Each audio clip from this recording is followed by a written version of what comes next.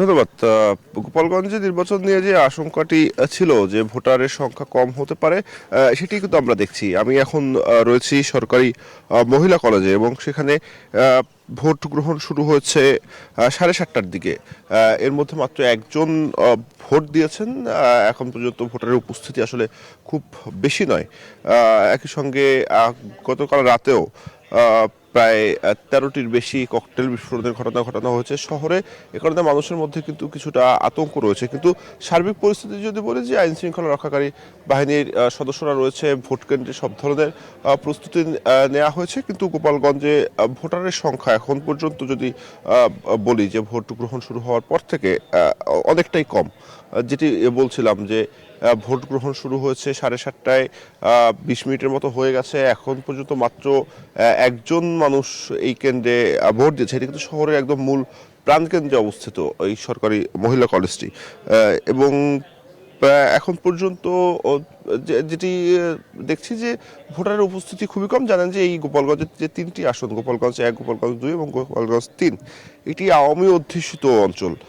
এখানে আওয়ামী লীগের সমর্থক বেশি, সে কারণে আগে থেকেই ধারণা করা হয়েছিল যে এখানে ভোটার উপস্থিতি কিছুটা কম থাকতে পারে। সেই আশঙ্কাই আসলে এখন পর্যন্ত সত্যি হচ্ছে। একই সঙ্গে রাতের যে ঘটনাগুলি, ককটেল বিস্ফোরণের যে ঘটনাগুলি, সেগুলো অনেকটাই আতঙ্ক ছড়িয়েছে। কিন্তু সময় গড়ানোর সঙ্গে সঙ্গে উপস্থিতি বাড়তে পারে বলে ধারণা করা হচ্ছে।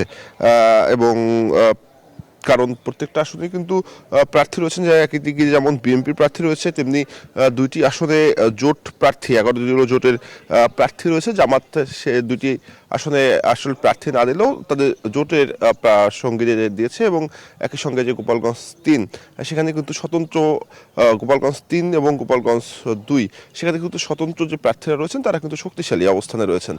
সে কারণে ভোটারের উপস্থিতি কিছুটা বাড়ার সম্ভাবনা রয়েছে। কিন্তু এখন যেহেতু মাত্রই ভোট গ্রহণ শুরু হলো, 20 মিনিটের মতো সময় গড়িয়েছে, কিন্তু এখন পর্যন্ত যে চিত্রটি আমাদের কাছে রয়েছে তাতে ভোটার উপস্থিতি একদমই নেই বললেই চলে। মাত্র 20 মিনিটের মধ্যে মাত্র একজন ভোটার তার যে ভোটাধিকার সেটি প্রয়োগ করছে। কিন্তু ওভারঅল যদি আমি পরিস্থিতি বলি, আইন শৃঙ্খলা পরিস্থিতি সেটি কিন্তু স্বাভাবিক রয়েছে। আমরা পুলিশকে দেখছি, তারা রয়েছেন, তাদের বডি ক্যামেরা যেগুলো রয়েছে সেগুলো ব্যবহার করা হচ্ছে। এবং সার্বিক পরিস্থিতি শান্ত, এখন পর্যন্ত শান্ত মনে হলো, কিন্তু ভোটার উপস্থিতি একদমই কম বলে আমাদের কাছে মনে হয়েছে। তো এই ছিল আমার কাছে গোপালগঞ্জ থেকে সর্বশেষ তথ্য।